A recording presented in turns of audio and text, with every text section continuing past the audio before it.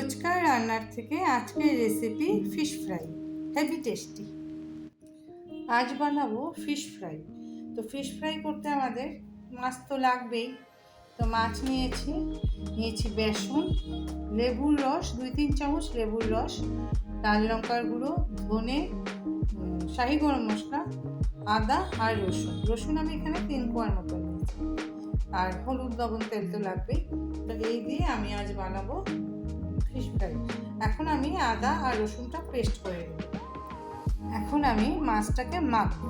তো মাখার জন্য আমি এরকম একটা ডিশ নিলাম, তাতে আমি দিয়ে দিব যে লেবুর রসটা, 2 চামচের মতন লেবুর রস। তাতে আমি দিয়ে দিব যে আদা রসুন পেস্টটাও দিয়ে দিলাম, দিয়ে দিব শাহি গরম মশলা আধা চামচ, 1 চামচ ধনে গুঁড়ো, 1 চামচ লাল লঙ্কার গুঁড়ো, আর দিব আন্দাজ মতন লবণ, লবণ দিয়ে দিলাম, আর দিব হলুদ, আধা চামচ হলুদ, আর দিব এরকম 1 চামচ ভর্তি বেসন দিয়ে এটাকে ভালো করে মাখবো।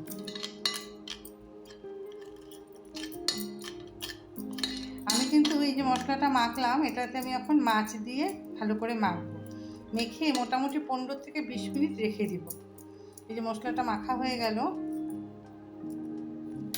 এখন আমি একটা মাছ দিয়ে দিব এটার মধ্যে, দিয়ে এটাকে ভালো করে মেখে, মাছগুলিকে ভালো করে মেখে 15 থেকে 20 মিনিট রেখে দিয়ে তারপর ভাজবো।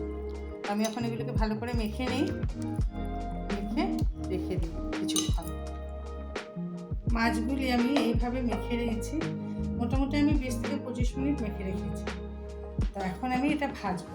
কড়াইতে তেল দিয়েছি, কড়াইটা গরমও হয়ে গেছে। এখন আমি মাছগুলি একটা করে দিয়ে দিই।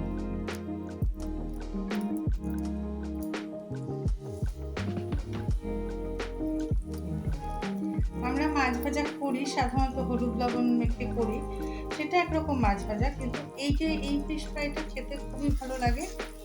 যারা খেয়েছো তো জানো, আর না খেলে করে দেখো। এই যে গরমের দিন, এখন একটু পাতলা মুসুরির ডাল আর এরকম একটু ফিশ ফ্রাই, একটু লেবু দিয়ে খুব ভালো লাগে। এইভাবে আমি মিডিয়াম আছে মাছটাকে আস্তে আস্তে করে ভেজে নিই। এখন একবার মাছটা উল্টে দিই, মিডিয়াম আঁচে করছি তো, একটু হালকা করে একবার উল্টে দিই।